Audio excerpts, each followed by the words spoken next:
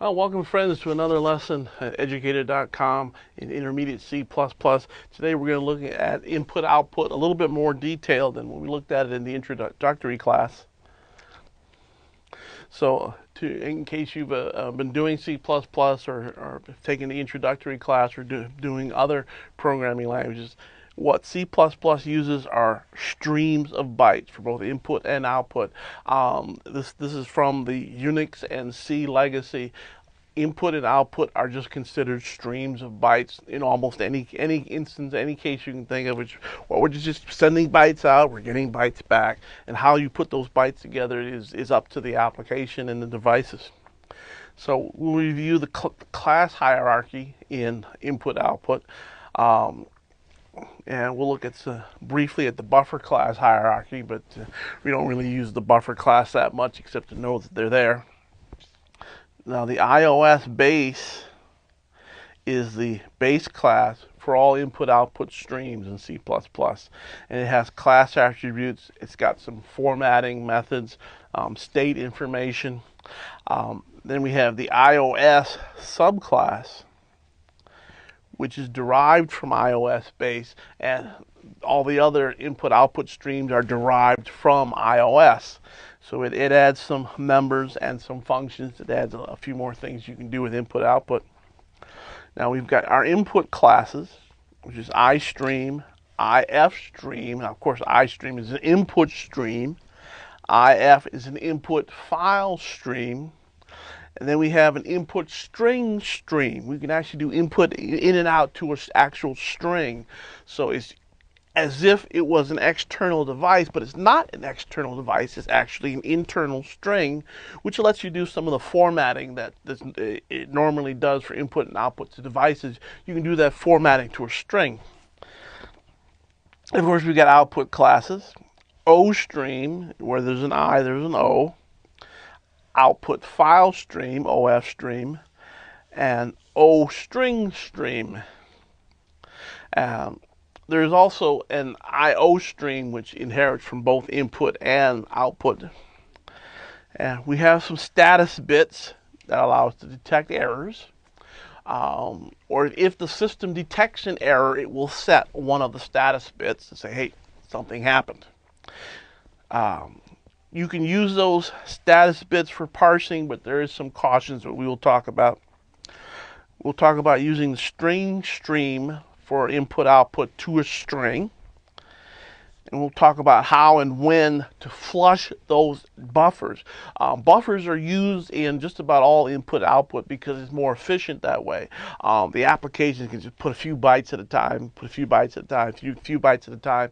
The system will just buffer up those bytes until it has enough to have one blast of input-output, whichever it is. Let's say you were doing output. We say, well, we'll fill the buffer. When the buffer is full, the system will say, okay, here's my buffer, it's full. We'll send it all out to the data. And that'll generally be more efficient, especially like for a disk drive, it's spinning around, whatever. So if you said, I'm going to send a couple of bytes there. We just got to wait for the disk to come around. Okay, here's your 3 bytes. So here's 5 more bytes. Well, we got to wait for the disk to come around again. So if you keep it into a buffer, when you wait for the disk to come around, when you just put out the entire buffer all at once, and so it's more efficient with buffering. So all the input and output is automatically buffered, but there are occasions when you say, well, we need to flush out whatever, the buffer's not full yet, send it out anyway. So we'll talk about how that's done. And we'll talk briefly about internationalization issues. If someone wants their program to do their output in some language other than American English, there's things that you need to do. Some more simple ones are like the European languages. Some of the more complex ones are some of the Asian languages, which actually take up more than 1 byte. You'll actually need to probably get a third-party library for some of those, but we'll talk briefly about some of those. So we have streams. C++ input-output uses byte streams. Any sort of data transfer is considered a stream of bytes. They just go out in order. So we'll send a stream of bytes to an output device, where it's a printer, whether it's your terminal, whether it's a disk drive, a tape drive, whether it's your string, and you receive a stream of bytes from the input device. So the user is typing things at the terminal. You're getting that stream of bytes, one byte at a time. Now, the bit shift operator is overloaded. And they picked that because it looked cool. It's, hey, we're outputting. This is our output to a stream output device. So they overloaded that. It gives you a formatted output. It's called the insertion operator because it inserts bytes into the output stream. And it's typically used for formatted input. If you're doing unformatted input, you would use write function instead of this. And the other direction is input. So this is the write shift operator, which is overloaded for input.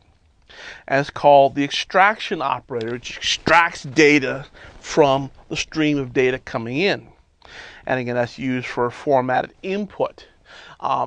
We've seen in the intro class some of the I/O manipulators for output. Well, some of those manipulators can also be used for input. It says, I'm going to format this data to be so many bytes long. I will expect to see, or so many digits long.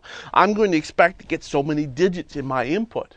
Or I want my input to be a hexadecimal number.